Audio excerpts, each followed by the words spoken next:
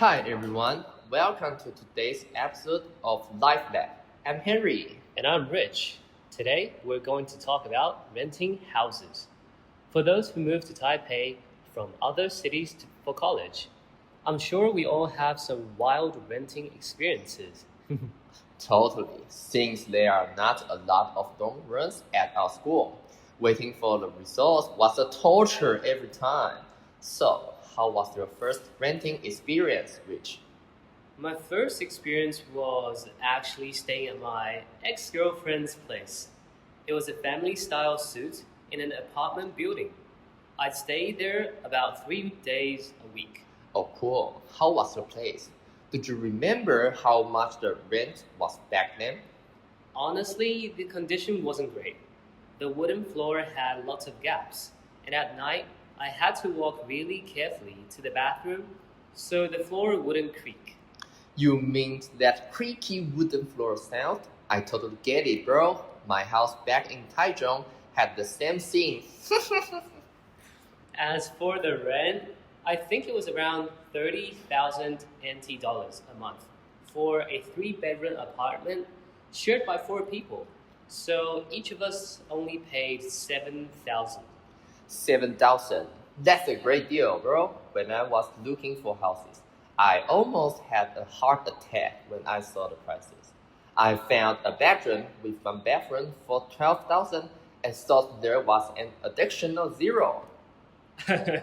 Another thing about renting in Taipei, you can't trust what the owner says. Mine told me it was a great location, only 5 minutes away from the MRT and super quiet at night. But when I went in, there were no windows in the bedrooms. It turns out quiet means no windows, so you can't hear the outside world.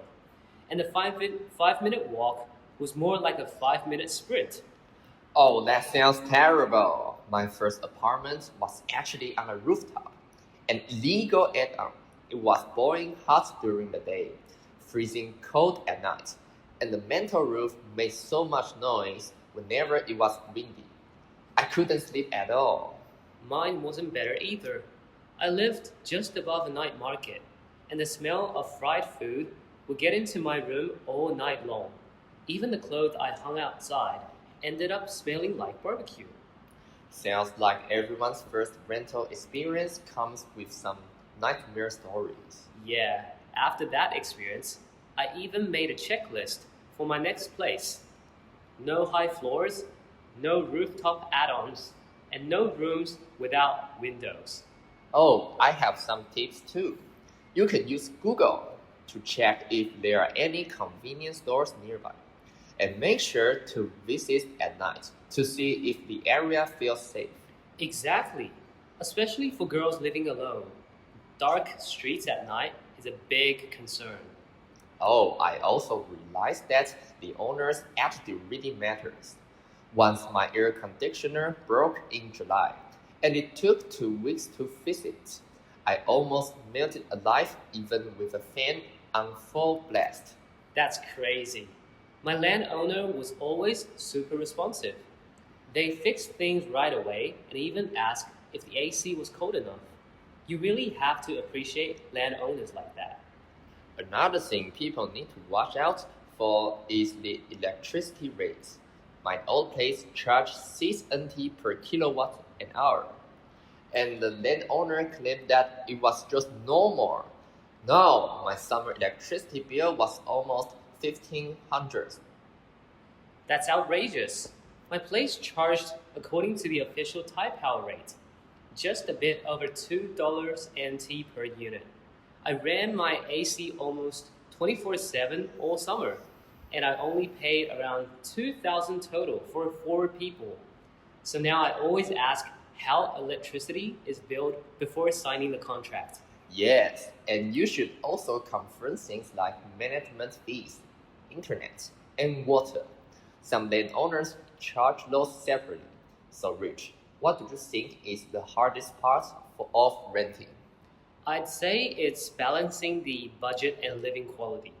If you want cheap rent, the place is usually small, old, or far away. If you want something new and spacious, you'll pay a lot more. Exactly. The place I live in now is a bit far. I have to ride my scooter 15 minutes to school, but it has a balcony, good ventilation, and it's quiet. I actually live more comfortably now. Since we've talked so much, let's sum up a few key renting tips for our listeners. Okay, number one, always visit the place in person. Don't trust photos. The real condition tells the truth.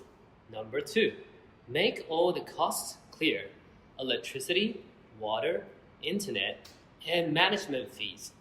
They make sure they're written on the contract. Number three, check all the appliances. Test the air conditioner, hot water, and water pressure before moving in. Number four, make sure it's legally rented out. If it's an illegal rooftop add-on, you could get forced to move out by the government. And lastly, pay attention to the landowner's attitude. A responsible, communicative landowner makes all the difference. Yep, finding a good landowner is like winning the lottery. Hopefully, our stories today can help those new to Taipei avoid some common traps. If you have any funny or frustrating renting stories, share them in the comments. Maybe next time we can do an episode called The Craziest Renting Experiences. That'd be hilarious. Great idea. That's it for today's show. Thanks for tuning in to Life Lab. I'm Rich.